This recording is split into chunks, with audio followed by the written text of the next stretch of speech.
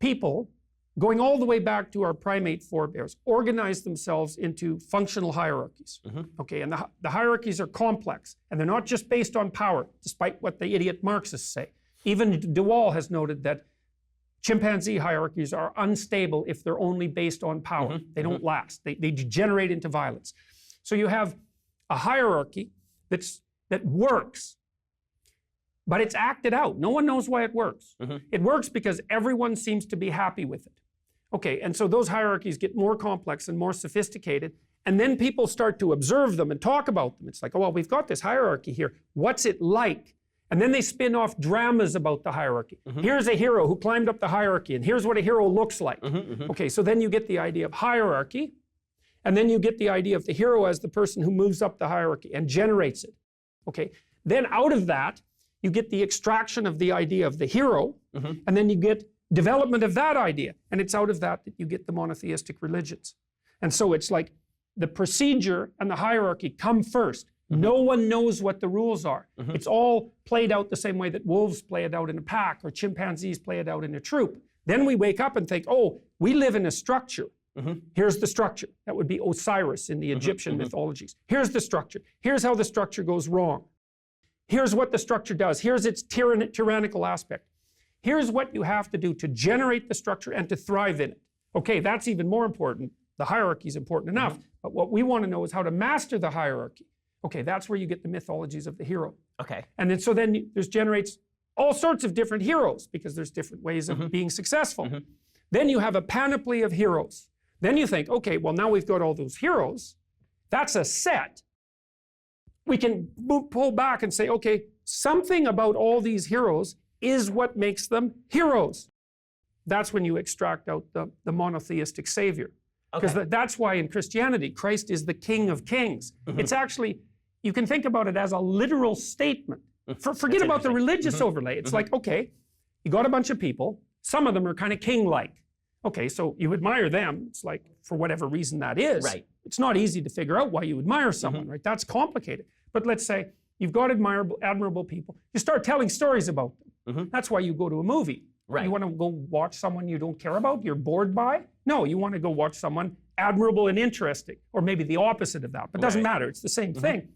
Then you think, okay, well, we've got all these admirable people, they're generating the world properly. That's what makes them admirable.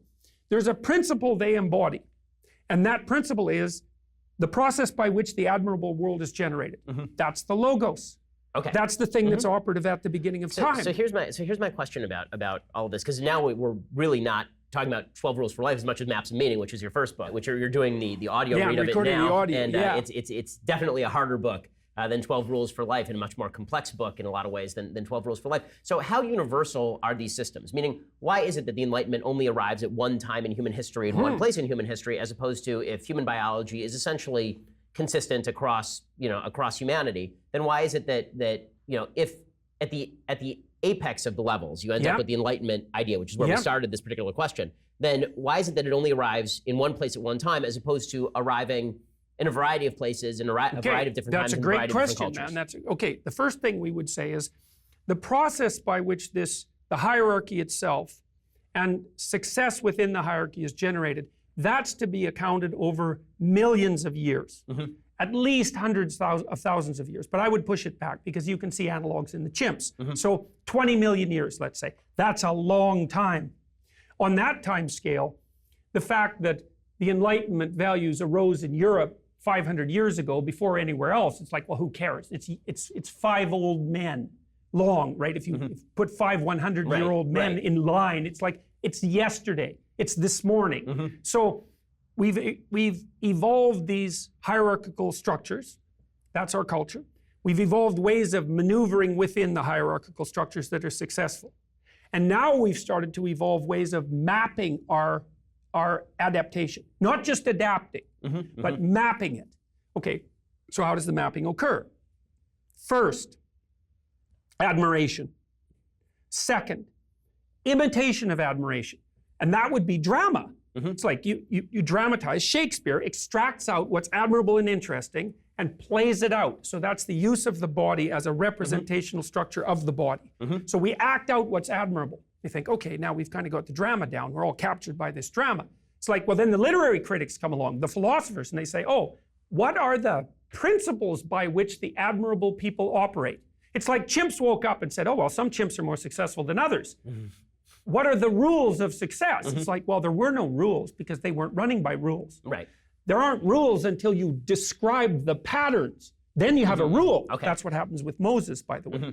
Right? Moses has a revelation. Here's the rules. It's like, yeah, we've been living out those rules forever. Yeah. But we didn't know what they were because they weren't rules. They were customs. Right. Okay, so you start by mapping your customs in drama and story.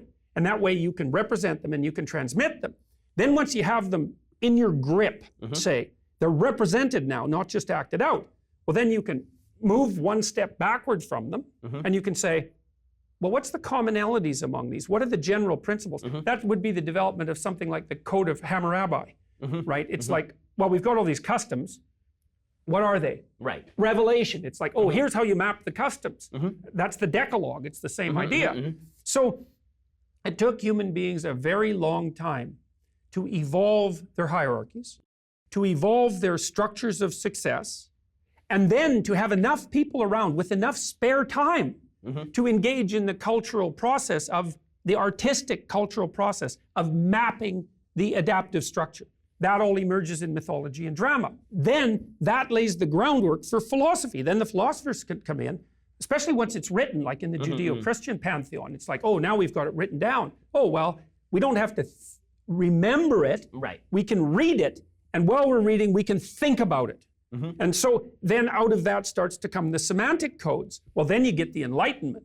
It's like, oh, well, here's a bunch of semantic codes. It's like, yeah, those are great. So this is really interesting because, you know, if you read Pinker or if you read Jonah Goldberg's new book, essentially they attribute the Enlightenment to, Jonah Goldberg calls it the miracle. It's almost as though it accidentally occurred in a certain place in a certain time. Jonah doesn't go quite that far, I think, to be fair to him. But I think that philosophy that this sort of sprang up randomly here is very much embedded in a lot of Sam Harris's thinking, a lot of Pinker's thinking. And you're taking it further back, but I do wonder if this may be an area of actual disagreement between the two of us, which would be fun. Are you attributing the growth of the Judeo-Christian ethic that emerges into the Enlightenment as also accidental? You're just pushing the timeline further back? No, I don't think it's accidental. Okay. And I'm not making a reductionist argument. So the first thing is I'm going to say this is how religion evolved. But I'm not saying that this explanation exhausts the phenomena, because it's a very strange phenomenon. It's very, very strange. But that doesn't mean we can't generate a plausible evolutionary account.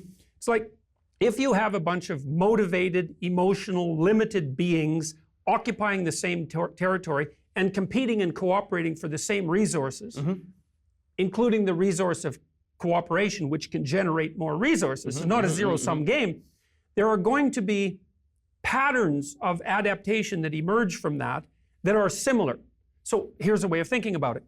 If you put a bunch of kids together, they're going to evolve games.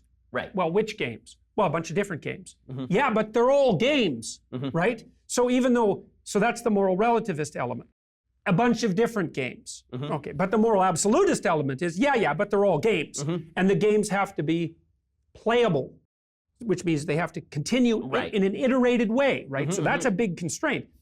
People have to want to play them. So not only do they have to be games, and comprehensible to everybody and enjoyable, but they have to be self-maintaining and everyone has to want to play them. Okay, that's the answer to the postmodern conundrum. A plethora of potential ethical implications of the world. An infinite variety. Yeah, okay, fine. Not an infinite variety of pragmatically applicable interpretations. You instantly constrain the universe to what? Well, this is why there's commonalities in mythologies. It's like if you put enough people together in enough different places, the commonality of the groups of people, because of the grounding in common motivation and emotion and embodiment, because we're embodied, means that they're going to generate hierarchies that are broadly similar, with strategies of success within those hierarchies that are broadly similar, with descriptions of the strategies that are broadly similar. And so you could say, in some sense, the ethic that gave rise to the Enlightenment is in place more or less everywhere. Now, it's tricky because not every hierarchical system is as functional as every other hierarchical system. Some of them can degenerate into tyranny. We're talking about the set of all voluntarily playable games. Right. Something like that, and that can degenerate. Out of that, you're going to get common hero myths. You have to. And then that lays the groundwork. That lays the groundwork for even our ability to communicate. Right. So this is the Enlightenment guys. They're not getting that.